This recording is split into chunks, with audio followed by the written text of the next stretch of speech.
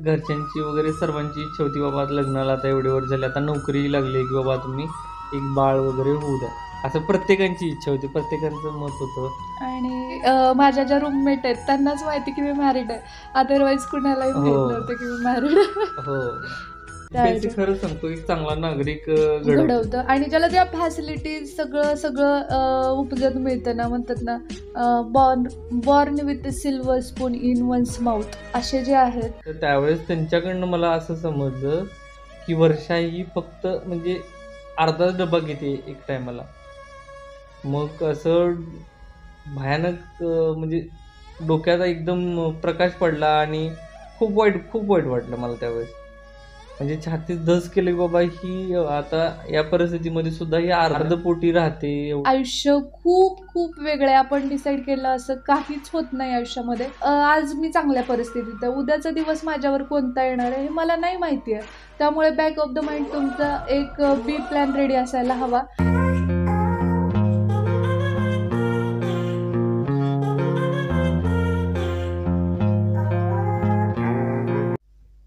Hi hello नमस्कार. आपल्या चॅनलवरच्या आणखी एका नवीन व्लॉगमध्ये मी वर्षा तुमचं अगदी मनापासून स्वागत करते. आत्ता किती वाजलेत अगोदर दाखवते, कारण टाईम दाखवणं खूप गरजेचं आहे. बघा 12:56 झालेले आहेत, म्हणजे आता 1 वाजत आला रात्रीचा. आणि या टायमिंगला आम्ही करतोय आमच्या लग्नाची गोष्ट या सिरीजचा पार्ट 10वा पार्ट. कारण की आम्ही 9 पार्टपर्यंतच शूट केलं होतं.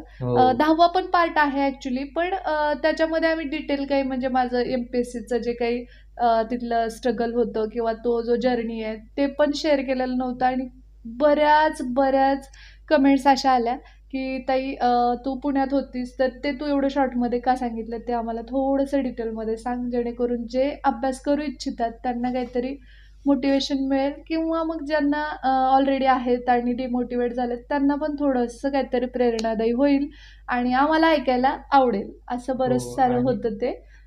त्यामुळे हा 10वा पार्ट करण्याचा घाट घातलेला आहे. हो, आणि त्या अगोदर की सर्वांचे खूप खूप आभार की तुम्ही जे काही पार्ट आले त्याला खूप लाईक केलात आणि रडलात विशेष म्हणजे खूप. प्रत्येक जे काही ब्लॉग बघितलेत ना, हे पार्ट बघितलेत ना, आमचा म्हणजे खडतर जीवन प्रवास ज्यांनी बघितला ना त्यांच्या प्रत्येकाच्या डोळ्यात पाणी आलेलं आहे. ते आम्हाला म्हणजे हिला इन्स्टाला असतील मेसेजेस असतील किंवा कमेंटमध्ये ते तुम्हाला दिसून आलं असेल. तर त्या कमेंट वाचून आम्हाला पण खरं सांगतो पॉझिटिव्ह फील होतं की बाबा आपण कोणाचं म्हणजे बरेच जे असे लोक आहेत की त्यांच्या जीवनामध्ये आमच्यासारखा म्हणजे सध्याची सिच्युएशन त्यांची आहे. त्यामुळे त्यांना पण असं वाटतं की बाबा यांनी एवढा खडतर प्रवास केलेला आहे पण हार मानली नाही, आपणही त्या पद्धतीने लढू शकतो, आपण पुढे जाऊ शकतो आणि त्या फेजमधून बाहेर निघू शकतो, असा बरेच जण विचार करतायत. आणि तो खूप मोठा म्हणजे आम्हाला आनंद आहे त्यामध्ये, आहे ना. म्हणजे आमचं खऱ्या अर्थाने सार्थक झालं हे व्लॉग करण्याचं. अदरवाईज टेन्शन होतंच की एवढ्या पर्सनल गोष्टी सांगायच्या की नाही, किंवा मग सांगितल्या तर त्या आवडतील का, किंवा मग हे पण होतं बॅक ऑफ द माइंड की जे कोणी नवीन आत्ता लग्न करू पाहतायत किंवा करिअर का लग्न या द्विधा मनस्थितीत आहेत, तर त्यांना काहीतरी आपल्यामुळे एक मेसेज जाईल, हा सुद्धा प्रामाणिक प्रयत्न होताच. कारण ते आम्ही जवळून अनुभवले काय आम्ही स्वतः जगलोय ते जगणं. त्यामुळे मग ते एक वाटत होतं कुठंतरी की नाही आपल्याला सांगायला पाहिजे, कारण एवढं आपल्यावरती लोक प्रेम करतात, तर चला आपण कंटिन्यू करूया. आणि तुमच्यामुळे हुरूप आला एवढे पार्ट्स करायला. खरं सांगायचं म्हणजे धाडस होत नव्हतं. एक दिवस स्टार्टिंगला आम्ही 3 पार्ट दिले सिक्वेन्सनी, पण नंतर आम्ही असा विचार केला की एखाद्या वेळी जर ऑडियन्सला ते नको असेल किंवा बोर होत असेल तर आपण पुढचे पार्ट्स द्यायलाच नको, म्हणून आम्ही ते पेंडिंग ठेवले. पण तुमच्या कमेंट्स यायला लागल्या की नेक्स्ट पार्ट कधी असं म्हणून, मग त्यामुळे आम्ही पुढे टाकत गेलो. आणि तुम्ही जर नोटीस केलं असेल तर 1 दिवस आड असे पार्ट गेलेले आहेत की म्हणजे तुमच्या प्रतिक्रिया बघण्यासाठी की बाबा लोकांना हे आवडायला जर आवडत असेल तरच आपण हे पुढे कंटिन्यू करूया. परंतु त्याच्यातनं रिप्लाय असे यायला लागले की प्रत्येकानं काहीतरी त्यांची बॅक हिस्ट्री वगैरे आठवायला लागली. प्रत्येकाला आपापल्या गोष्टी आठवल्या, किंवा यापुढे कोणी जर त्या परिस्थितीत, आता बघा आयुष्य खूप खूप वेगळं आहे. आपण डिसाईड केलं असं काहीच होत नाही आयुष्यामध्ये. होतात बऱ्याचशा गोष्टी, प्रयत्न केल्यानंतर होतात, पण त्या तेवढं मुळात पेशन्स हां. आपल्यात राहत नाही. हां, तर मग आज मी चांगल्या परिस्थितीत आहे. उद्याचा दिवस माझ्यावर कोणता येणार आहे हे मला नाही माहिती आहे. त्यामुळे बॅक ऑफ द माइंड तुमचा एक बी प्लॅन रेडी असायला हवा. आणि या संबंधीच्या गोष्टी पण म्हणजे जे न्यू जनरेशन आहे आणि आई-वडिलाच्या जीवावर सुखात आहे, आनंदी आहे आणि कुठेतरी एखाद्याच्या ह्याच्यात लव्ह ॲट फर्स्ट साईटमध्ये प्रेमात पडले आणि काहीतरी चुकीचा डिसिजन हो, घेतला. आणि अशा पायावर गोष्टी उभा राहिलेला नाही किंवा स्वतः कमवत नाही. हं.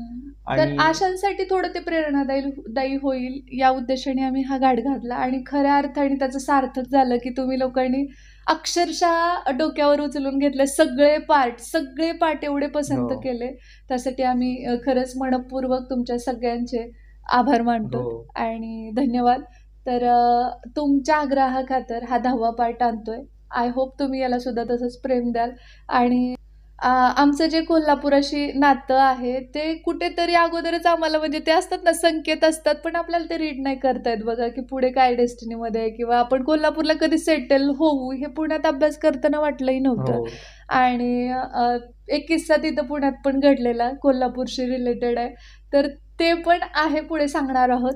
तत्पूर्वी माझं ॲडमिशन आम्ही डिसिजन घेतला तिथं जायचा आणि तिथलं माझं थोडंफार जे काही स्ट्रगल होतं किंवा जी जर्नी होती, स्ट्रगल म्हणण्यापेक्षा मी काही तिथं जो प्रवास केला ते तुम्हाला थोडक्यात आम्ही हां, सांगू आता. आणि त्यावेळेस आहे ना, म्हणजे घरच्यांची वगैरे सर्वांची इच्छा होती, बाबा आता लग्नाला आता एवढे वर्ष झाले, आता नोकरी लागली, की बाबा तुम्ही एक बाळ वगैरे होऊ द्या.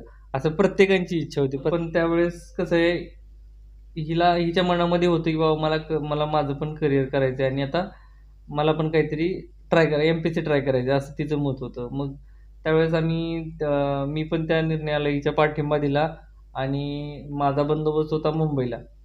त्यावेळेस मग मी म्हटलं, की बाबा ही एम-पी-एस-सी करते. पुण्यामध्ये वातावरण चांगलं आहे आणि पुण्यामध्ये एम-पी-एस-सी आहे ना, एम-पी-एस-सीचं वातावरण आहे आणि त्यात माणूस खूप घडतो. त्याच्यामुळे आहे ना, हिची पण इच्छा पूर्ण होईल म्हणून हिला पुण्याला क्लास लावले. ते म्हणजे मॅथ आपलं मराठी आणि इंग्रजी. त्यासाठी मग हिला मी पुण्याला घेऊन गेलेलो आणि दौंडवरून पुणे काय जवळच आहे. मग तिथून आम्ही गेलेलो आणि मग तिथं प्रश्न होता असा, की बाबा तिथं काही राहण्याची व्यवस्था नव्हती आणि मी वेगळ्या पद्धतीनं राहत होतो. पण आता लेडीजला कसं, की बाबा अभ्यासिका जवळ पाहिजे. जर अभ्यास उशीरपर्यंत करायचा आहे, तर त्या हिशोबाने मी अभ्यासिका बघत होतो. बऱ्याच बघितल्या, तर त्याच्यामध्ये खूप चार्जेस होते लेडीज हॉस्टेलचे वगैरे आहे ना. तर मग शेवाळे हॉस्पिटल पण हो. होतं तिथं आणि एक ते म्हणजे परवडणारं एकदम नव्हतं. प्रसिद्ध तिथलं आणि यांची इच्छा होती की माझी तिथं इच्छा होती, घ्यायचं. की बाबा छान आहे हॉस्टेल तिथं ब्रेकफास्ट पण ते कॉम्प्लिमेंटरी देतात प्लस हं.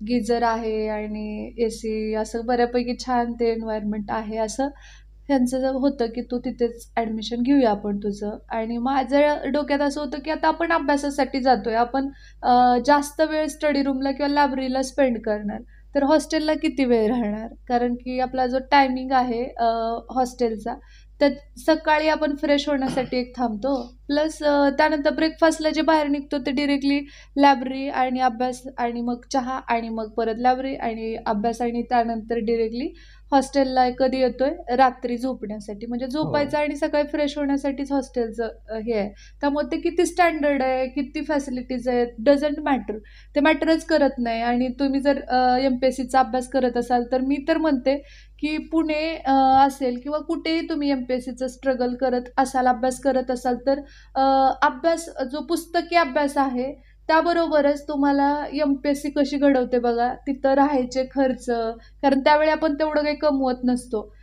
ते मॅनेज करणं असेल किंवा मग लोकांशी टॅकल करणं त्या गोष्टी किंवा मग मेसमध्ये थोड्याशाच जेवणामध्ये ॲडजस्ट करणं किंवा ते दोघींमध्ये शेअर करून एक वडापाव खाणं मैत्रिणीमध्ये ह्या गोष्टी पैशाअभावी आपण करत असतो आणि तिथून आपण घडतो एक चांगले नागरिक म्हणून काही जे आपल्यामध्ये रुजतात गोष्टी ते एन्व्हायरमेंट तुम्हाला रुजवतं खरं सांगायचं हो, म्हणजे त्या एम-पी-एस-सी खरंच सांगतो, एक चांगला नागरिक घडवतं. घडवतं आणि ज्याला त्या फॅसिलिटीज सगळं सगळं उपजत मिळतं ना म्हणतात ना born born with silver spoon in one's mouth असे जे आहेत तर त्यांना ऑलरेडी ते म्हणजे एवढ्या लॉर्ड याच्यामधनं असतात तर तितक्या त्या झळा बसत नाहीत आणि कदाचित त्यामुळेच ग्रामीण भागातला आणि रुरल एरियातला जो अधिकारी आहे तो दर्जेदार काम त्या बरोबर. क्षेत्रात जाऊन करू शकतो, कारण त्यांनी ते ग्राउंड बेसवरती प्रॉब्लेम्स पाहिलेले असतात आणि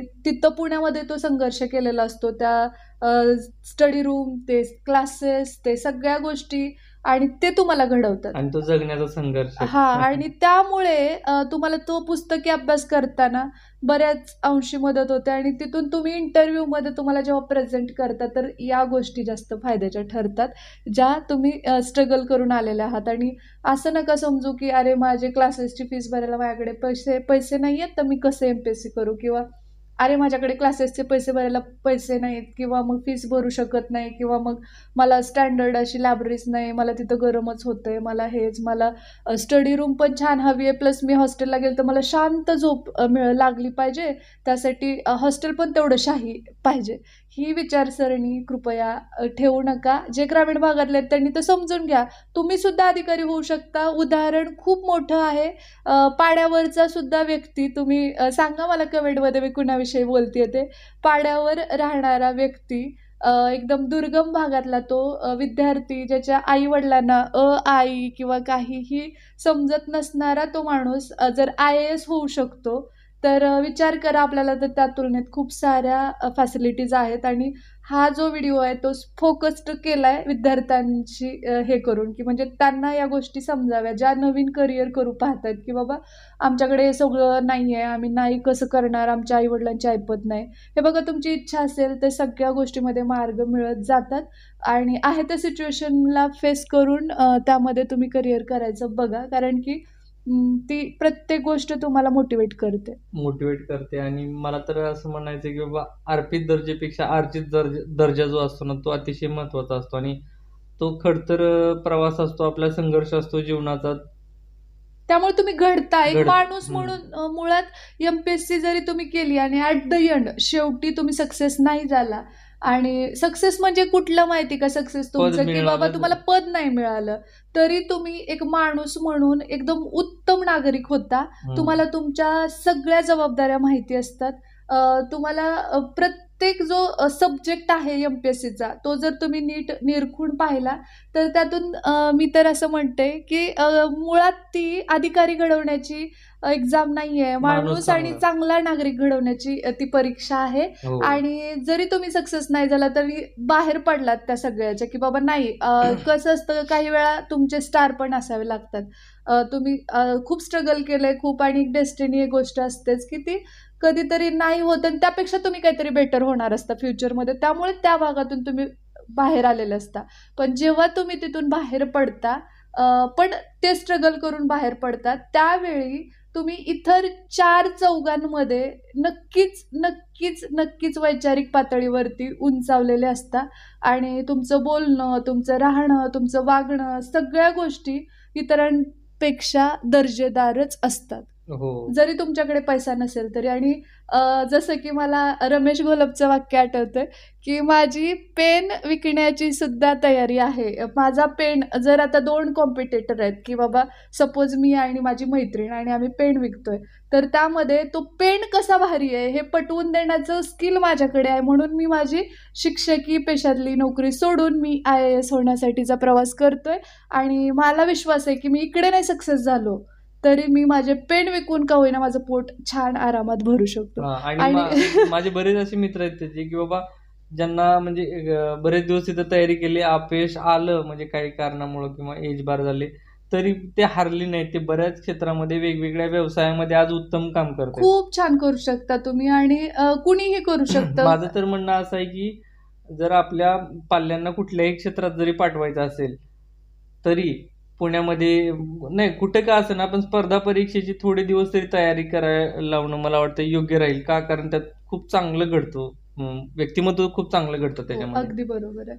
आणि खरंच ते खूप म्हणजे आमच्या जीवनाला कलाटणी देणारी गोष्ट आहे ती एम-पी-एस-सी म्हणजे. आणि आम्ही स्वतःला भाग्यवान समजतो, की खरंच CET झाली नाही आमच्या, त्या ह्याच्यापर्यंत TET पण झाली नाही. त्यानंतर आम्ही TET जेव्हा निघाली तेव्हा दिली पण आणि ते क्लिअर पण केलं, पण त्याचा काही उपयोग झाला नाही. आणि परत त्यात काय ते करिअरचं ते आम्ही तो विषय मागेच सोडला, कारण आम्ही खूप पुढे आलेलो होतो.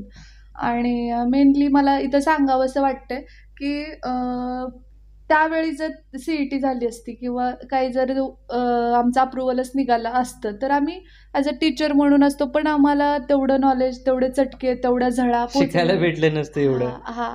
तर ते सगळं आम्ही तिथे सहन केलं. त्यामुळे कदाचित थोडंफार नॉलेज इन्क्रीज झालं आणि काहीतरी थोडंफार समाजाचं आपण देणं लागतो याची सुद्धा जाणीव तिथं निर्माणच होते. आपोआप होते. कुणी करायची गरज नाहीये.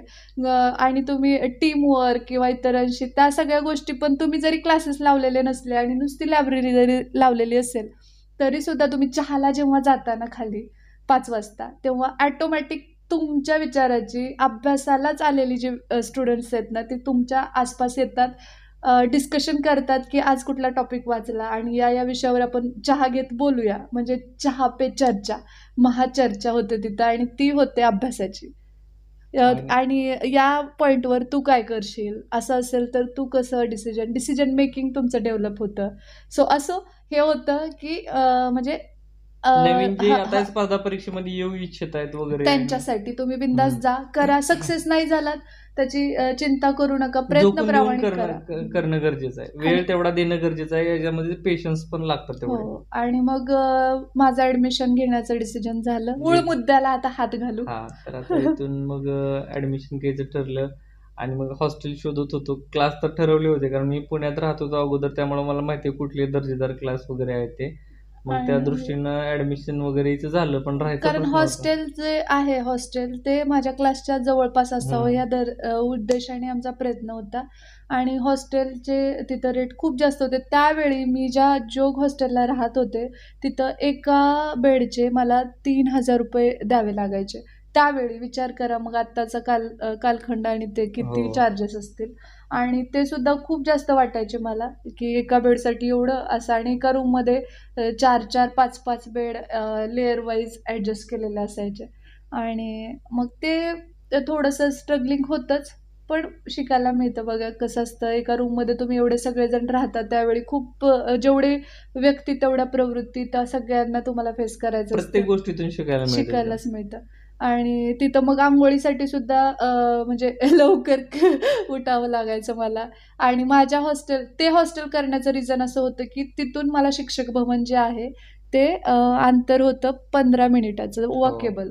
त्यामुळे मी ते हॉस्टेल चूज केलं आणि सरकार मला बोलले होते, "एकदा बघून घे, माळवदाचं आहे, तुला आवडेल का? तू हां. राहशील." ढेकणं वगैरे हा प्रकार. विशेष म्हणजे पुण्यामध्ये जे काही आता पण तयारी करतात ना त्यांना सदाशिव पेठेमध्ये हो, राहणारे. ढेकणं भरपूर आहे हां, तिथं. तिथं आत्तापर्यंत ढेकणं आहेत बरं का सदाशिव पेठेमध्ये. तर हो. मग ते तशी रूम कारण की ओलावा ती धरून ठेवणारी रूम होती. म्हणजे ते हॉस्टेलच पूर्ण सगळं लाकडी होतं.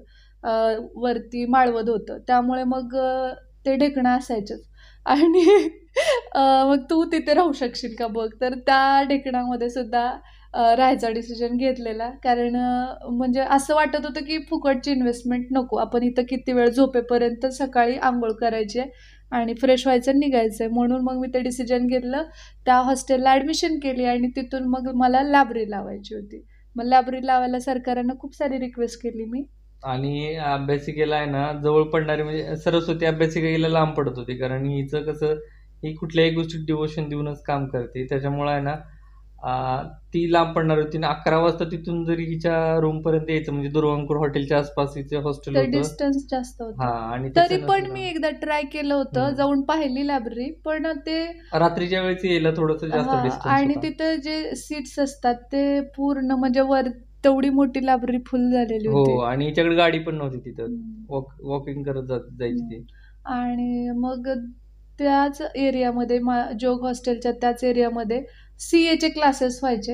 म्हणजे चार्टर सुरुवातीला टाकून. अहिल्या तिकडं पण जाऊन हो, आलेली हो, ही. हो, हो. पण तिथले चार्जेस वगैरे बघून आहे ना, ही परत आली. ती म्हणली कारण आपल्याला अहिल्या बजेटमध्ये नाही. लायब्ररी अतिशय दर्जेदार लायब्ररी, नावाजलेली लायब्ररी. हं. आणि स्वप्न होतं की पुण्यात गेले तर अहिल्या लायब्ररीलाच अभ्यास करायचा वगैरे. पण खरं सांगायचं तर ते माझं स्वप्नच राहिलं. कारण तिथं गेल्यास विचारलं मी फीस किती आहे, कसं आहे, तर त्यांचे चार्जेस कमाल होते. म्हणजे त्यावेळेस ₹1000 ते घ्यायचे. हं. 1000 आणि 1200 काहीतरी एक्स्ट्रा काहीतरी डिपॉझिट पण ठेवायचे ते. डिपॉझिट पण आणि असं. आमची अभ्यासिका होती ती ₹500 फक्त ओन्ली. हां. आणि यांची 500ची होती. पण हे तेव्हा तिथं नव्हते. हं. आणि मग मला असं झालेलं, की ₹1000 इकडे मी इन्व्हेस्ट नाही करू शकत, तर अभ्यास तर कुठेही करायचाच आहे ना.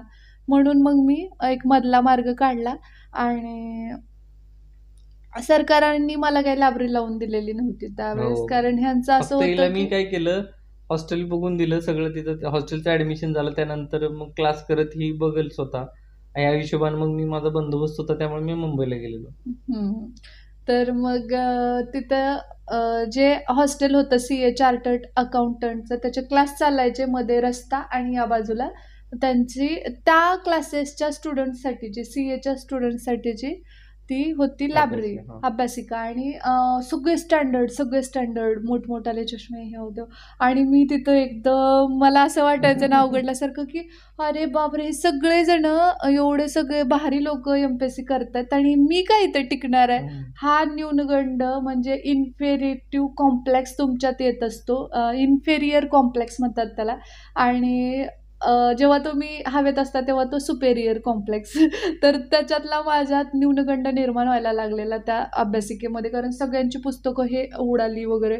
मला वाटायचं हे काय वाचतात आणि माझा तर अभ्यास वेगळाच आहे आणि त्यांच्याकडे एवढी मोठमोठाली पुस्तकं वगैरे. आपण सहज तरी लक्ष जातच ना आपलं, की बाबा माझ्या साईडच्या बेंचवरती काय, आणि ते वेगळंच काहीतरी वाटायचं. पण मला लिटरली तुम्हाला सांगते 1 महिना पत्ता लागला नव्हता, की ती CAची लायब्ररी आहे.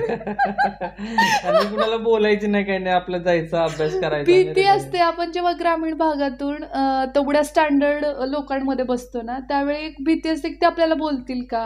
किंवा ह्या गोष्टी असतातच ना. आणि मला सुद्धा ते होतं आणि भीती वाटायची, की आता हे सगळे हिंदी बोलायचे मेन म्हणजे. मला आश्चर्य वाटायचं, हे काय प्रकार आहे? मग मी ह्यांना ते जेव्हा दाखवली मी कुठं लावली लायब्ररी, हे शनिवारी, रविवारी यायचे. हे मला म्हणले, "अगं वेडे, ती CAची लायब्ररी आहे. इथली मुलं जी क्लासेस करतात, त्यांना अभ्यासासाठी ती लायब्ररी आहे. तू तिथे कशाला लावली?" आणि तिथली फीस कमी होती म्हणून मी ती जॉइन केली होती. आणि ती तिच्या हॉस्टेलला पण जवळ होती. हं. आणि हॉस्टेलचा असं तुम्हाला किस्सा सांगतो, की त्या हॉस्टेलमध्ये आहे ना, म्हणजे मॅरिड वुमनला वगैरे कुठेच म्हणजे जवळपास कुठल्या हॉस्टेलला नव्हतंच ते. नाही नव्हतं, परमिशन नव्हती. कारण की हं. त्यांचे बरेच वेगळे प्रॉब्लेम्स रूल्स असतात. असतात त्यांचे. हां, त्यामुळे तिथं अनमॅरिड मुलीच होत्या. हां. आणि माझ्या हॉस्टेलमध्ये किती दिवस होते मी, ते 2.5 महिने. तरी कुणालाही माझ्या ज्या रूममेट आहेत त्यांनाच माहिती की मी मॅरिड आहे. अदरवाईज कुणालाही माहीत हो. नव्हतं की मी मॅरिड आहे. हो. आणि म्हणजे लग्न होऊन म्हणजे एवढे हे दिवस बघून सुद्धा असं होतं ना, मग भयानक परिस्थिती होती. म्हणजे हिला वेळ पण देता यायचा नाही माझ्यासाठी. कारण आम्ही म्हणजे तिथं परमिशनच नव्हती आणि मग ती कमी रेटची होतं हॉस्टेल. त्यामुळे आम्ही काय विचार केलेला, की असं पण आपण अविवाहितासारखंच राहतोय, तर मग जाऊ देत, काय हरकत आहे. कारण माझा अभ्यास आहे तोपर्यंत मी हॉस्टेललाच आहे. आणि मग असू देत म्हणून आम्ही तिथे काही हे केलं नाही, म्हणजे ते क्लिअरिफिकेशन वगैरे दिलं नाही. डिरेक्टली ॲडमिशन घेतलं आणि कमी चार्जेस होते म्हणून घेतलं. मग आणि तिथं असा रूल्स होता, की बाबा तुम्ही ज्या टायमिंग म्हणलं आता आउट झालाय आणि रिटर्न येताय, ते लिहावं मग लागायचं. टायमिंग असायचा. प्लस तुम्ही जर वन डे तुम्ही नाईटला बाहेर म्हणजे 1-2 दिवस येणार नाही, तर ते पालकाचा नंबर असायचा. त्या हो. पालकाच्या नंबरवरती फोन करायची, बाबा असंच आहे 2 दिवस हे आहेत. म्हणजे काळजी घ्यायची. त्यात त्यांच्या दृष्टीने ते ते योग्यच योग्यच होतं. होतं. म्हणजे अनमॅरिड मुलींसाठी ते सिक्युअर होतं खरं. हां, मग ते कन्फर्म करायचे आलेले नाहीत आतापर्यंत वगैरे ह्या सगळ्या गोष्टी. आणि ते तसं चालायचं. मग मी शनिवार, रविवारी आहे ना, म्हणजे शनिवारी सायंकाळी मी यायचो सुट्टीसाठी आहे ना, भेटायला. पण हिचा अभ्यास असायचा, डिस्टर्ब करावं, नाही करावं. रविवारी पण तिचा क्लास असायचा. सगळ्या म्हणजे अडचणीच होत्या. आणि आल्यानंतर आहे ना, असंच प्रत्येक रविवारी यायचो मी. आणि एका शनिवारी असं झालं, हिचा म्हणजे उशीरपर्यंत म्हणजे जादा टायमिंगपर्यंत 4-4 तास सलग क्लास घ्यायचे ते बागल सर वगैरे आहे ना. सिलेबस कव्हर होण्यासाठी. मग मी हिला मेसेज केला, की बाबा असं-असं मी इथे येऊन तुझ्या हॉस्टेलच्या बाहेर थांबलोय. अजून का येत नाहीस तू? ते म्हणले आणखी 2 तास क्लास होणार आहे. तुम्ही डब्बा घ्या तिथं आलेला असेल तो आणि थांबा बाहेरच. मग असं म्हणल्यानंतर मग मी तिथं हॉस्टेलवरती गेलो. ते बाबा होते. बाबांना हिनं बाबांची मेस लावलेली आहे ना. मग त्या बाबांना थोडंसं गप्पा मारत तिथं मी बसलेलो. मग हिचा डब्बा घेतला मी आणि मग बाबा म्हणले मला, की "का हो? हे म्हणजे फक्त शनिवारी आणि रविवारीच का पूर्ण डबा घेतात? म्हणजे पूर्ण शनिवारी आणि रविवारीच पूर्ण डबा का घेतात आणि अदर तर ते अर्धा डबा घेतात संध्याकाळी."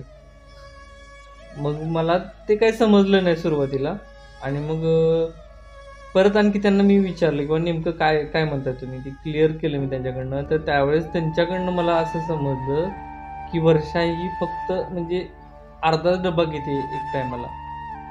मग असं भयानक म्हणजे डोक्याचा एकदम प्रकाश पडला आणि खूप वाईट वाटलं मला त्यावेळेस. म्हणजे छातीत धस केली बाबा ही आता या परिस्थितीमध्ये सुद्धा ही अर्ध्या पोटी म्हणजे अर्ध पोटी राहते.